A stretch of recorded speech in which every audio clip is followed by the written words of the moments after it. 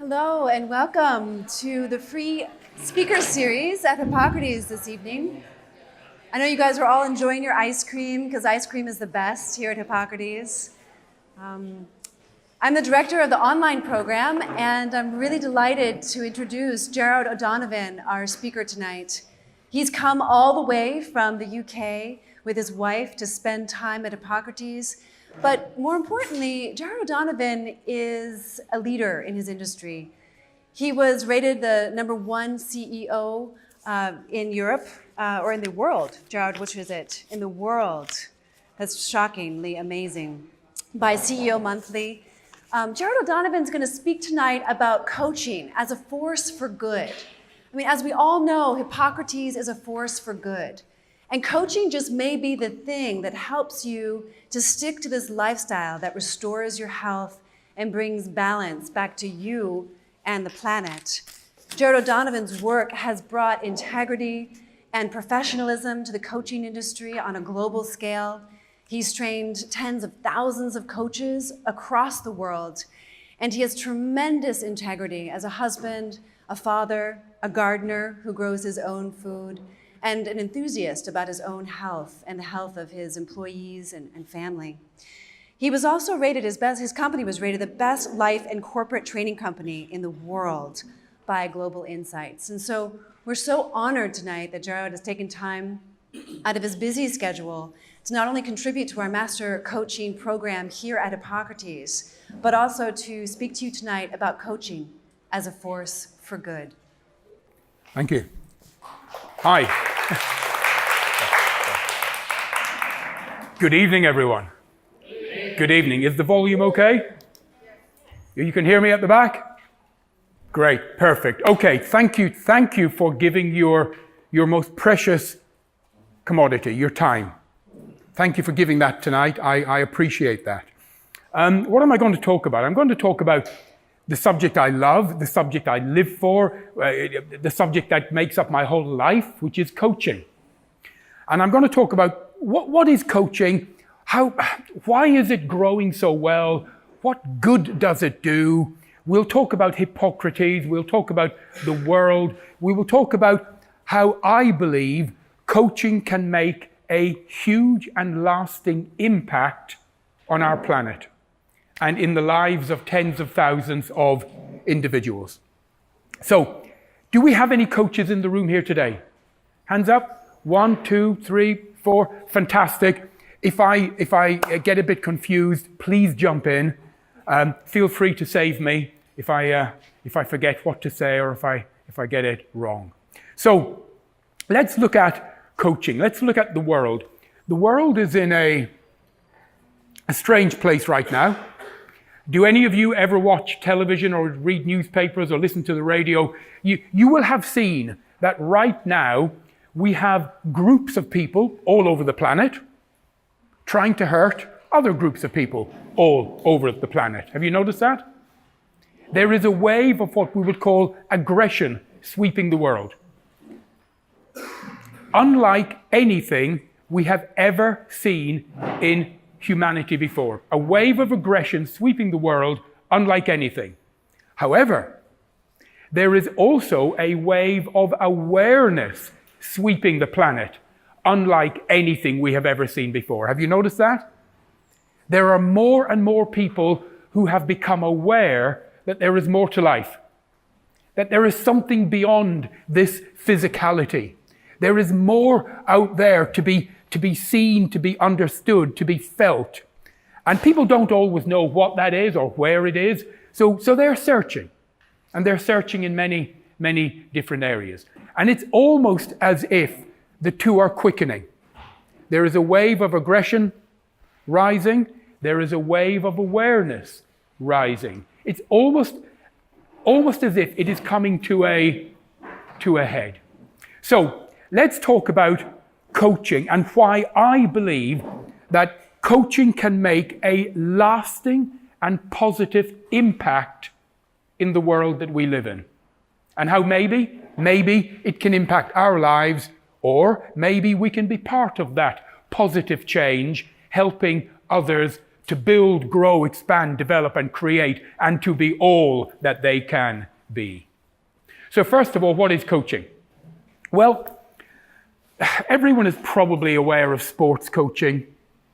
If you think of the Olympics, athletes from all over the world, every single Olympic athlete, whether they are a footballer, a javelin thrower, a tennis player, a swimmer, every man and woman, every one of those has a coach.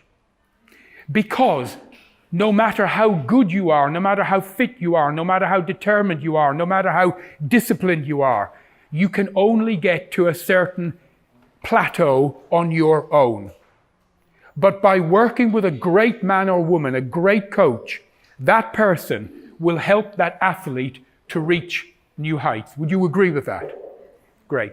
So that's sports coaching, and we're all pretty familiar with that. Life coaching is exactly the same. It helps men and women to reach heights, to achieve goals, to reach excellence in areas of their life that they would never be able to were they on their own. A life coach works with a man or a woman, helping them in areas of health coaching, wealth coaching, relationship coaching, career coaching, goal coaching, parenting, work-life balance, stress, and a dozen other areas. So I love coaching. I love it to bits. But coaching is mad. Coaching is mad. M-A-D. Coaching makes a difference. And here is the good thing about coaching. It can only make a difference for the good. If you do proper, what we call professional coaching, coaching comes from, we use the word it's ontological, which means the answer lies within the human being, within the client. So coaches are non-directional, non-judgmental, and a good coach would understand that we have no answer. Coaches have no answer. The answer is within the human being. But of course, we in the world today, we don't always know that. We certainly don't believe it. We don't understand it. And then even if we do, we don't know how to reach deep inside ourselves to touch that power and to direct it outwards. And that is what a good coach will do with the men and women that they work with. So coaching is mad, M-A-D. It makes a difference. It always makes a difference for the good. What does coaching do? One of the things coaching does is it empowers people. It gives human beings back their own power. Because the world we live in today, we have what we call a transference of responsibility. Have you noticed that? No? Do any of you watch television? Yes. Yeah? We see it all over the world. You know, I'll give you a simple example. The medical world. You know, you go to and doctors are great, by the way. My middle son is training to be a doctor, so I love doctors. But here's a good example. You go to a doctor, you explain all of your symptoms. You say, let me tell you what's wrong with me. Let me tell you how I'm feeling. Now let me give you some money. Now it's your job to fix me. So I've told you the problem. I've paid you. Now it's up to you to fix me. And we transfer responsibility. Look at, people spend how many hours in front of television these days? A lot or a little? 6 hours, 4, 5, 6 hours a day. My goodness, that's a lifetime. And basically what they're doing is the same. You pay your subscription to Netflix or Amazon Prime or one of the others, and you're basically saying, here's my money, now entertain me. Make me happy tonight. Your job is to make me happy. So we have transferred a lot of our responsibility to others, whoever those others are. Coaching is all about empowering people, helping men and women to step back into their true reality, into who they really are, and to empower them. So what I'm going to do now, I'm going to give you 4 or 5 completely different little examples, not connected, and then we'll pull them together. There are 2 competing forces in the world. Now you know this, you've seen it.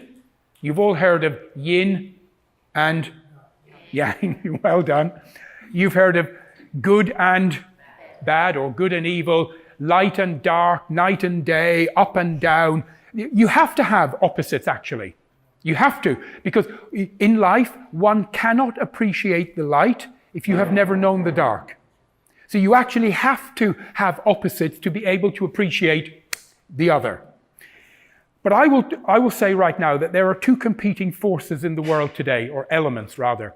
I call one force and the other power. You can call them what you want, force and power. And I talked a minute ago about aggression and awareness. But there are two competing forces, and there always have been from the history of mankind. Force versus power. And when the two come together, force always wins. Always. Initially. I'll give you a good example. I live in England with my wife and family. By the way, I am not English. I am Irish. There is a difference.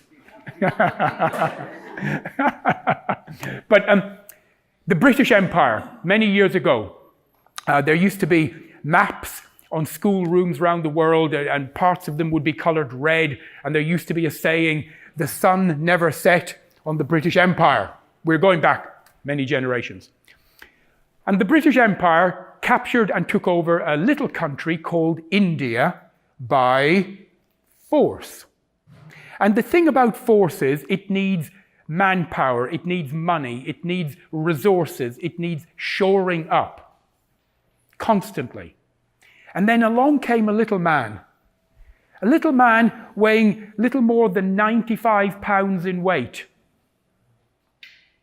And in a very short time, with no or very little aggression, with very little violence whatsoever, this tiny little man took back this huge continent of India through power. Does anyone know what he was called? Gandhi. M.K. Mohandas K. Gandhi. So force always wins initially, but it takes manpower and money and resources, and power does not.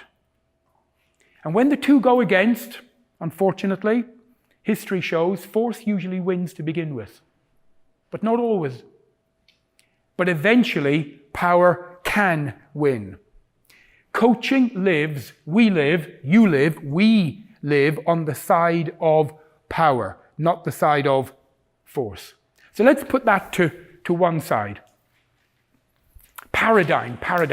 Everyone has heard the word paradigm. Authors use it in their books. You know, they want to create a paradigm shift. It sounds good. It's intellectual. It's articulate. It makes you sound intelligent. Not an awful lot of people really understand what the word paradigm means.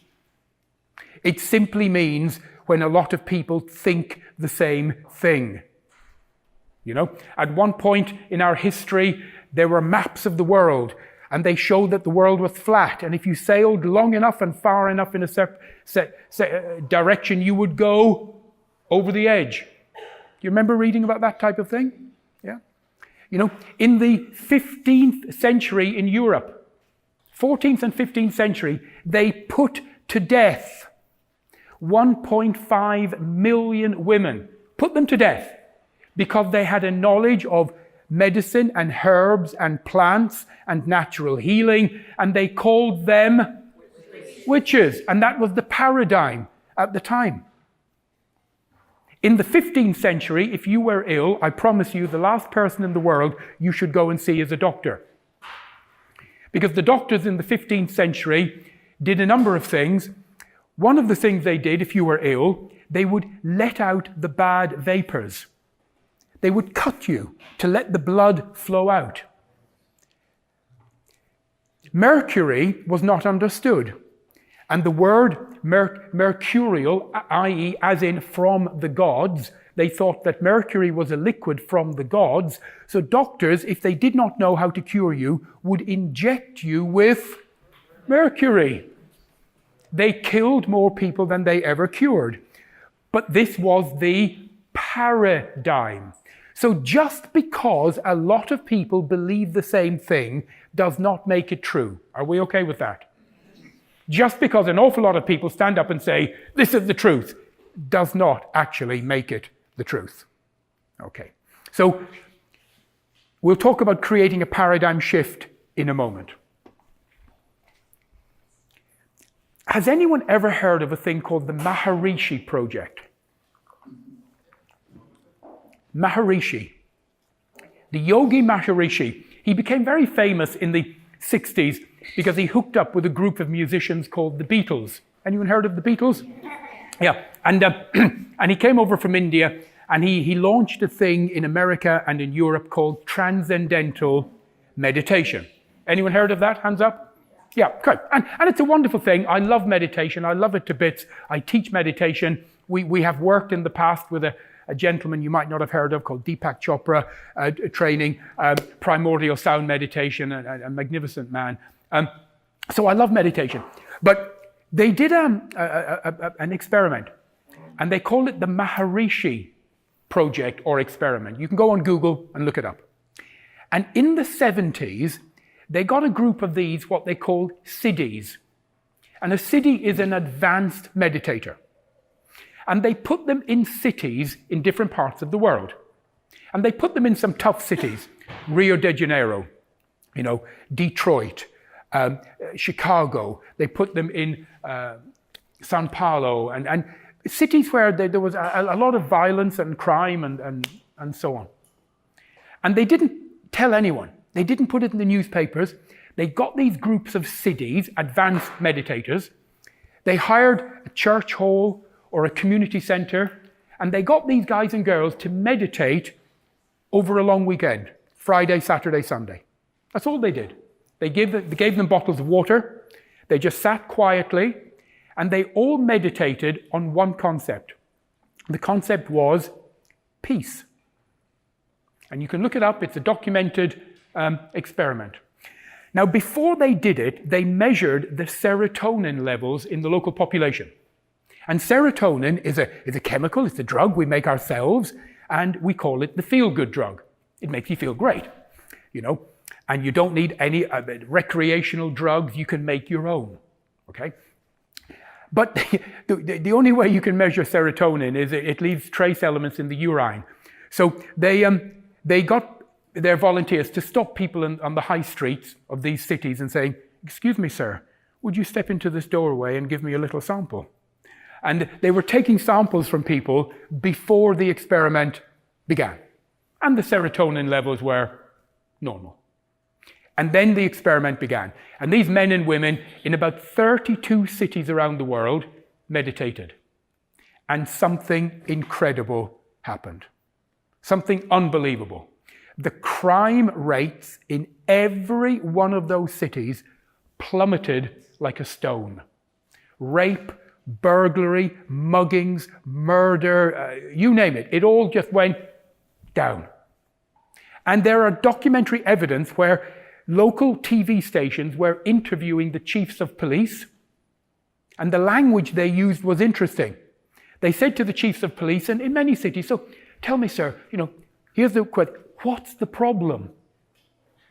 So they're phrasing it that a lack of crime is a problem. And the chiefs of police, a few of them said things like, "I know, it's very worrying. It's very, very worrying."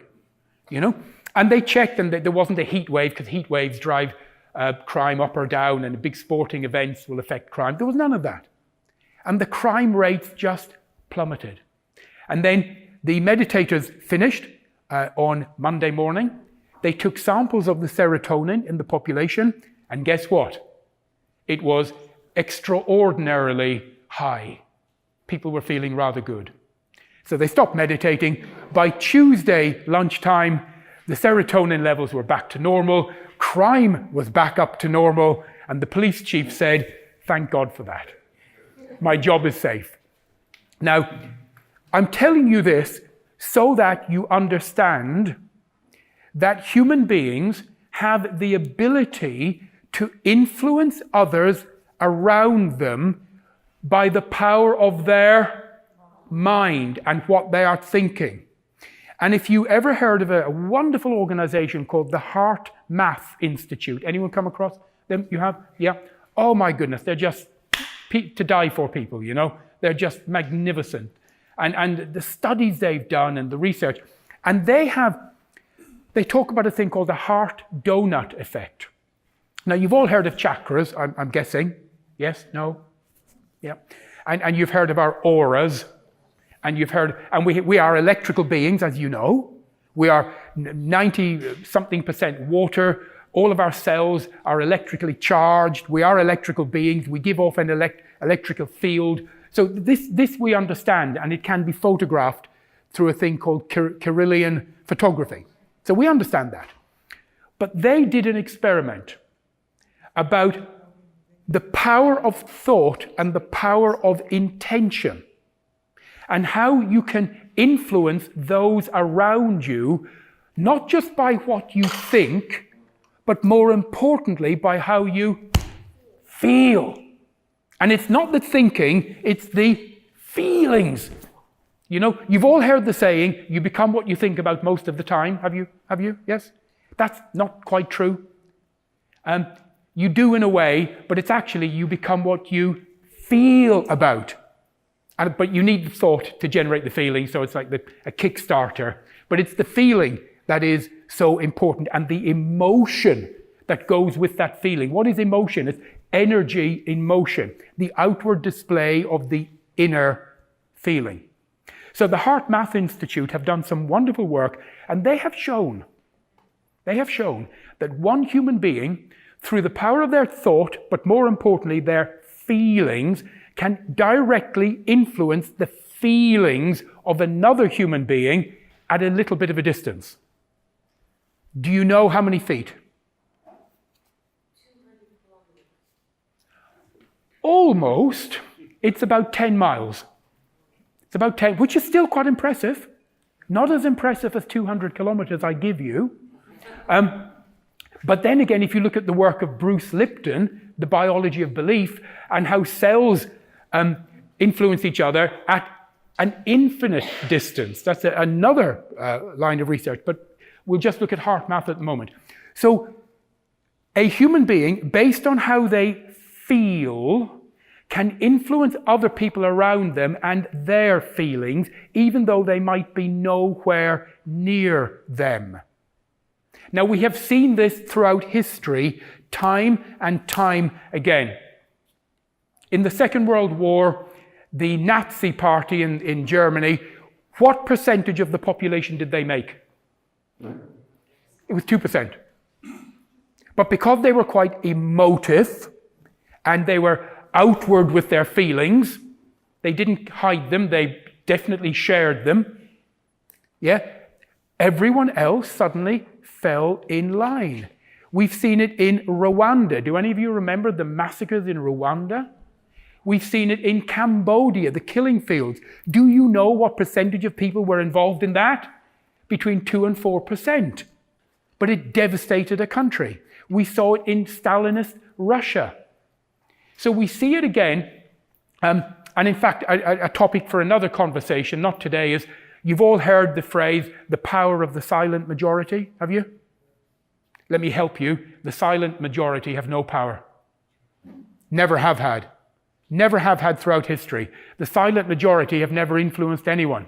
It's always the ones with the stronger feelings, who are usually in the minority, have created the changes in the world. Sometimes good, quite often bad. But the point is, those people who feel about something in a certain way and in a strong way can influence those around them to feel the same way. So let's look at that. Coaching is all about values. You and I, as human beings, we come into this world as innocent little babies. We have God-given values within us, and then we grow and we get influenced. And the truth is, we take on the values of those around us. We take on the values of our family, our community, our country, if we're involved in a religious group, we take those values on, and we take on the values of companies that we work with, believe it or believe it not. And I'll just give you some shocking examples. There is a company, right, and I'm not saying anything bad about this company, I'm just giving you a simple example. There is a particular company in existence right now that is incredibly well run, very, very efficient. And when chambers of commerce all around the world are able to entice one of the top directors of this company to come and speak, they think they've scored a goal. You know, oh, we've managed to get a director from such and such to come and talk to us. It's a wonderful thing.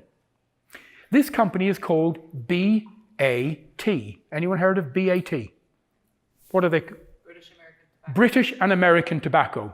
They own something like 41% of all tobacco brands on the planet. Their products kill 21,000 men and women every single day. Now, in 9/11, in that horrible event that everyone in the world knows about, just over 2,500 people were killed terribly, and the world went berserk. The world went crazy, and rightly so. We should be appalled at that. But over 2,500 were killed in one day. That's terrible. These products made by this company kill 21,000 people every single day of the year, and have done for the last 32 years, and no one says a word. They're medical errors. Medical errors, exactly. Now, is it me? And have the inmates taken over the asylum? Am I the only one that sees that there's something wrong with this picture? So, are the men and women who work at board level within BAT evil wizards? Of course not. Of course not. They're good men and women. They're husbands, they're wives. They like to take their children out for picnics on a Sunday. When they have their board meetings, they don't talk about how many people will we kill this year.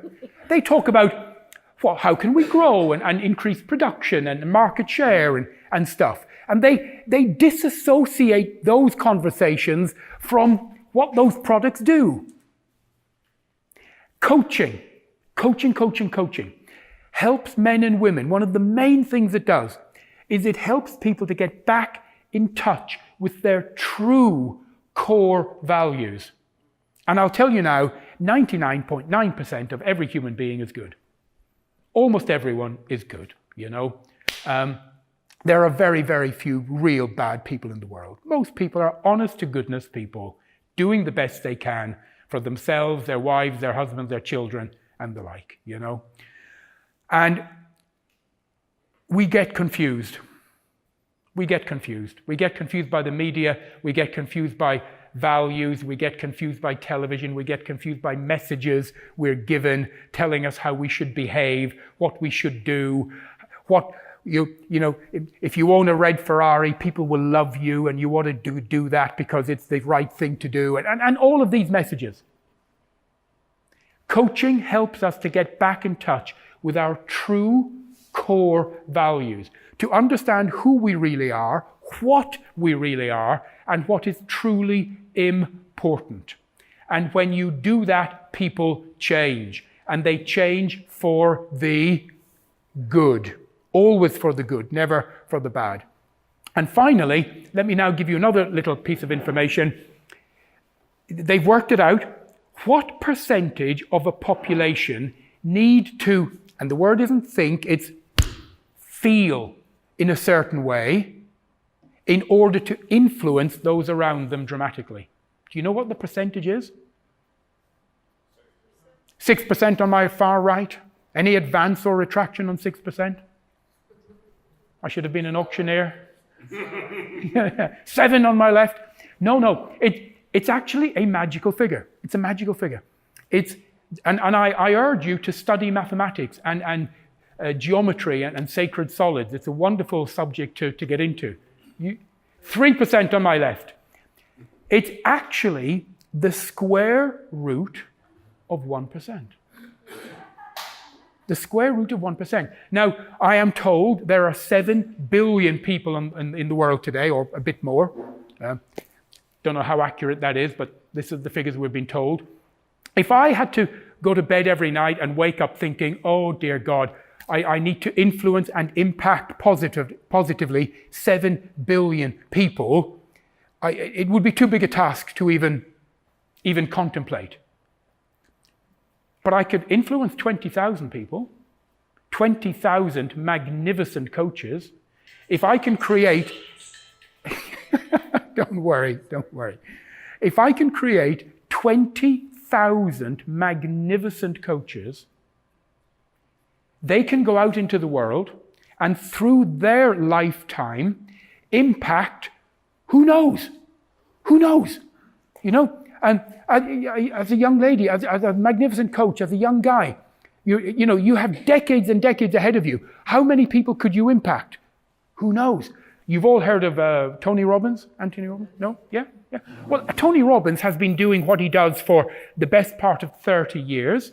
He runs weekends, Unleash the Power Within. He will quite often have between 5,000 and 20,000 at each weekend, impacting them in a lovely way.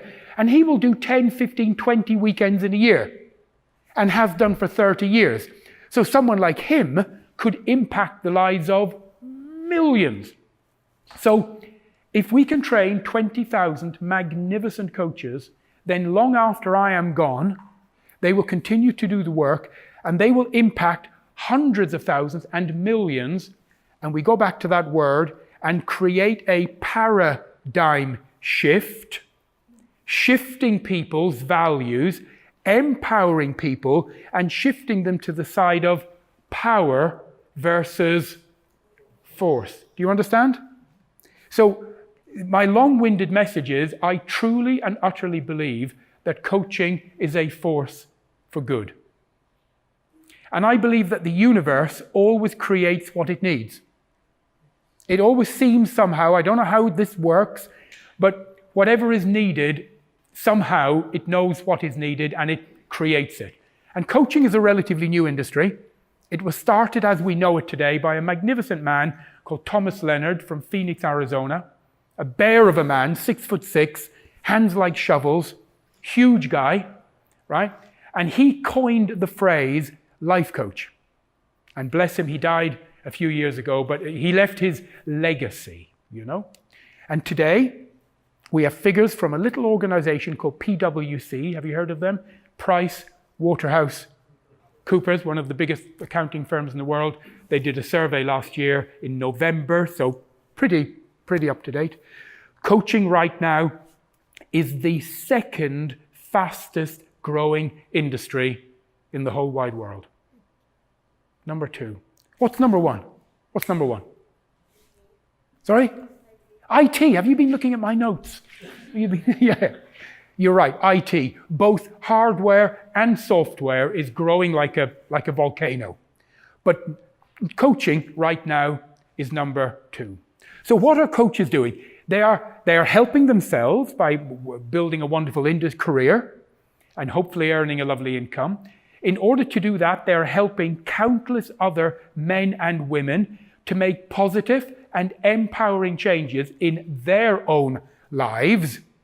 And hopefully, if there's enough of us, creating a paradigm shift. But in a gentle way, in a loving way, in a caring way, in a non-aggressive way, in an empowering way. What is Hippocrates doing? In their own way, pretty similar. We could take the same words, the same adjectives, and we could apply it to what Brian and Hippocrates have been doing for decades. Helping people, a force, or I should use the word power, a power for good. Empowering people, educating people, helping those men and women to generate a force for good in their lives, sending them back out into the world with a whole new set of values, knowledge, perspectives, education, and that trickles like a waterfall that trickles out into the people they know and love and interact with. And that begins to create a paradigm shift. You know, I've been a vegetarian for over 22 years and now vegan. And I tell you, it's so much easier now. In fact, it's not difficult at all now. I travel an awful lot. I go to places like, we have an office in Poland, one in Romania, Bulgaria. So I used to go to Poland 6 years ago, and I'd say, oh, I'm vegetarian or vegan. And they go, oh yeah, I bring you some fish. I bring you some fish. And they are convinced fish is a vegetable, you know? But that's all changed now. It's all changed. And in the United Kingdom, in the month of January, the media, I don't know who started it, but they're calling January Veganuary. And it's in all the newspapers. Try and be vegan for 1 month. You know, give it a go. You wouldn't have heard of that 10 years ago.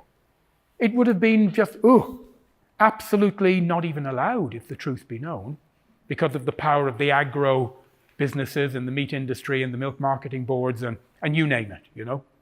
And now it's not just allowed, it's promulgated and put out there. So we are actually seeing a magnificent switch and I won't use the word a tidal wave, but definitely a small wave sweeping around the planet, helping people to understand the benefit of plant-based nutrition. Would you agree?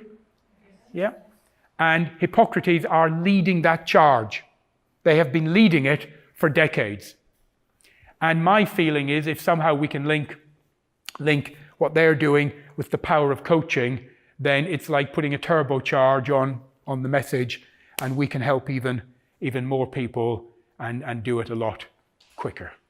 Does that all make some sort of sense? Yeah? Thank you. Thank you. Does anyone have any questions? Or does anyone care at all?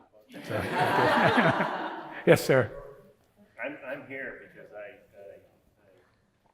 had a coach. Really? That's what I'm here. Yeah. He's to blame. She's to blame. Yeah. Good. Well done. Well done. And right now, I'm blessed to be working with two angels, Jennifer and Anthony. I can see Jennifer. Put your hand up, please.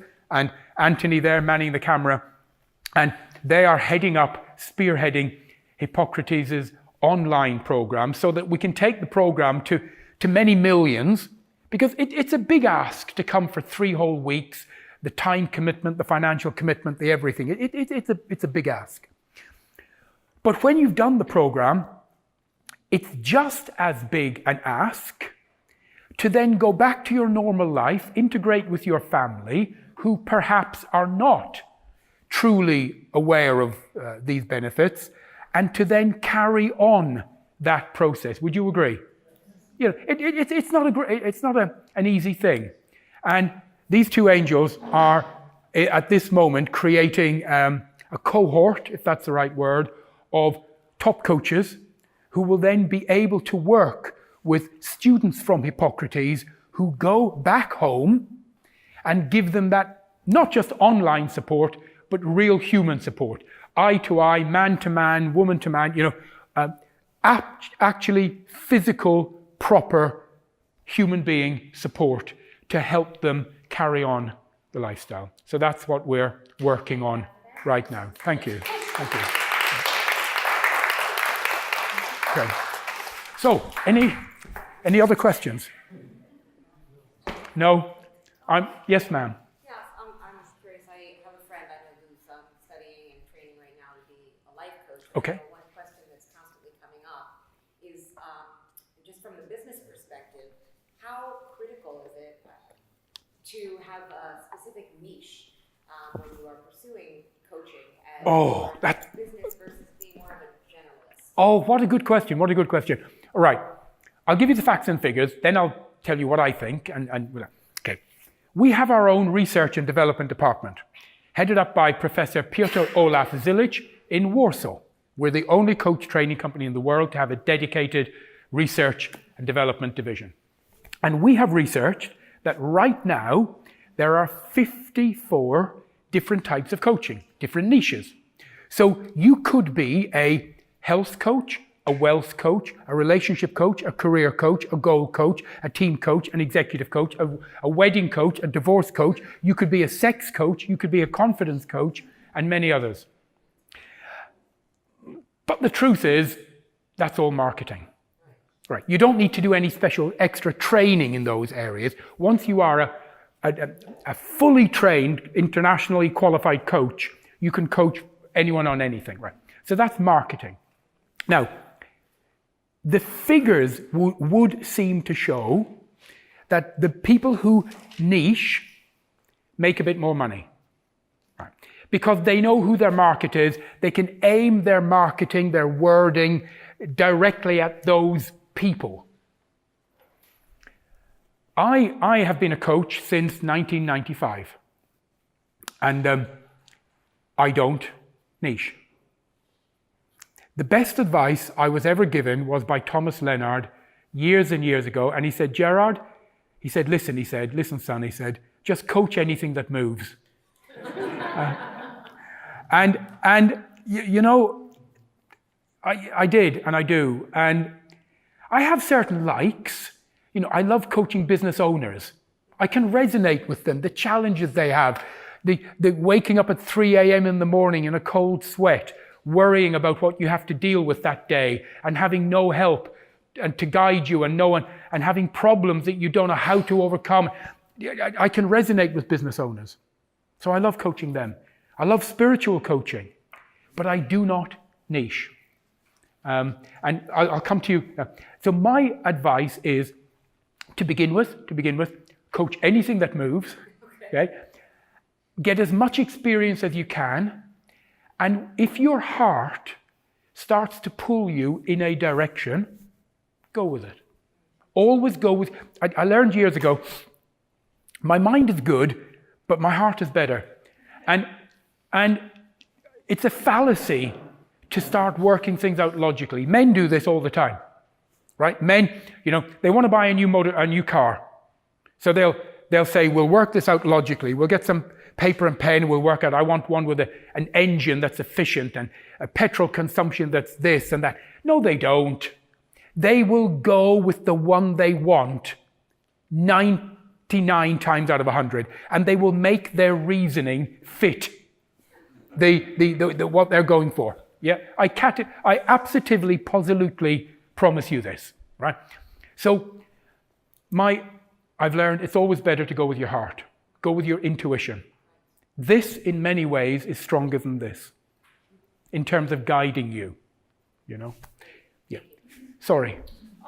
So what advice do you have for somebody who's looking for a life coach? How do you go about finding one? Oh, right. First of all, don't go with the first man or woman you talk to. Any good coach most good coaches would be willing to give you a short free session. The majority would. 30, 40, 50 minutes a free session. Yeah? And it's a chemical thing. It's a relationship. When you are a coach with a client, your client will tell you things that they won't tell their husband, their wife, their mother, their children, their brother, their sister, their best friend. They will tell you things that no one else in the world knows about them. And it creates such a strong bond and such a strong friendship. So even when you finish coaching that person, you end up staying in touch, Christmas cards and birthdays and all this type of thing. So there is a chemical connection. And you must feel right about the client, but the client absolutely must feel right about you. And there are certain clients, shall we say, who would resonate with me as a coach, and there are probably many who would not. Because I have my own way of doing it, and you would do it a completely different way, and you would do it another different way. And some people would resonate with me or with you, and so on. So ask her, suggest to her that she speaks to a couple, 2 or 3 or 4, get a free session from them, see how she resonates with them, how does she feel. There's a very good website called coach-finder.com. Coach-hyphen is the little minus sign, sits in the middle. It's a registry, it's a listing of of coaches. You can go on, look at their photographs, look at their resume, send them an email, say, hi, how are you? I'm looking for would you be willing to give me a short free session? I'm looking for a coach. And any good one would come back and say, of course. Of course. Any other questions? Yes, sir. Let's say that you wanted to be a coach. Is there some kind of formal training? There are. For this instead of just going to a coach and telling the coach that? Yes, there is and there are. There are now a couple of what we would call governing bodies in the world as well. There's about 8 or 9 different governing bodies covering different continents and countries. You have the IAPCM, International Authority for Professional Coaching and Mentoring. Stanford University has become a governing body. Stanford are very good. You've all heard of Stanford, yeah? No, okay. The ILM, Institute for Leadership and Management. And there are right now 900 coach training companies. I'm not saying they're good, they just exist, from Beijing to San Francisco. But a good coach training company, the average course is anywhere between 200 and 300 hours of training. Anywhere between those two. Some of it would be classroom, some of it would be webinar, some of it would be one-to-one tutoring, some research, some writing work, a blended learning program. Okay, now I'm going to tell you a little bit of truth and push you all away. I love coaching to bits. I love it, I love it, I love it. We've trained over 25,000 coaches in the last few years worldwide. And we train in 7 languages and we have offices in 25 countries. But there are 2 types of coaches. There are more, but just for the purpose of this little story, there are 2 types of coaches. The good and the successful. And the frustrating thing is the good are not always successful. And the highly frustrating thing is the successful are not always good. We call them Hollywood coaches. They're very good at marketing themselves, being on stage, getting press releases, appearing in newspapers and magazines. And so they're good at marketing themselves. It does not mean necessarily they are good at coaching. Do you follow that? Yeah? So coming round to your question in a convoluted way, a good coach training company would do 2 things. They would train you to be a magnificent coach, provide all the training, the qualifications, but they should also make available to you training, guidance, and support on how to build your business, not just initially, but they should almost be like the mafia. They should never let you go, where they keep supporting you ongoing. And there are some good ones that do that. The top half a dozen, they all do that. Yeah. Yes, sir. Are there any other signs of a good coach besides your gut feel that you look for when finding one? Yes, I mean, asking, of course, their qualification, asking their level of training. In the world of coaching, there are 4 ranks, a bit like the military. You have what you call practitioner coach, senior coach, master coach, or fellow of the institute. So practitioner, senior, master, fellow. And the way you move up is you do more training, you gain more knowledge, and you do more coaching hours. To be a practitioner coach, you have to have logged 60 genuine hours with real live clients, 60. To be a senior coach, it's 750 hours. To be a master coach, and I was saying to my group yesterday, I'm so annoyed at this, it's 2,000 hours. But when I became a master, it was 4,000 hours, and they dropped the standards about 8 years ago. Very annoying, that, isn't it? So a master coach has to have done over 2,000 hours of real documented coaching with real people. So you would ask the man or woman, are you a properly qualified practitioner coach or senior or master? And any good practitioner coach would be perfect. Practitioner coaches are magnificent. They've done a huge amount of training, studying, writing, researching, practicing. Great people, great people. The problem with coaches is they're very gentle people, they're lovely people, and they're not always great at going out and grabbing the business, if you understand what I mean, you know. They don't all have the eye of the tiger to go out and grab the clients. So that's where a good coach training company would come in. They would provide that extra help, training, support, guidance ongoing. What are the amount of hours for the fellow? The fellow is not ours. The fellow is different. You are invited by your peers to become a fellow if you have done something. What's the wording? You have to be seen to have contributed significantly to your industry. So pieces of research work or something along those lines. You won't meet many of them. There's only 7 in the world. So, yeah. Are you a fellow? I am. So, yes, I am. Yeah. But anyway, forget that. So, yes, sir. What about, and I've heard about this, but having a coach take you to one level and when they realize that they take you to that level, but you need to go to the next level that they're not comfortable with, or as far as directing you to the next level or to someone else, versus maybe coaching you beyond a point where they're... Yeah, that doesn't happen very often.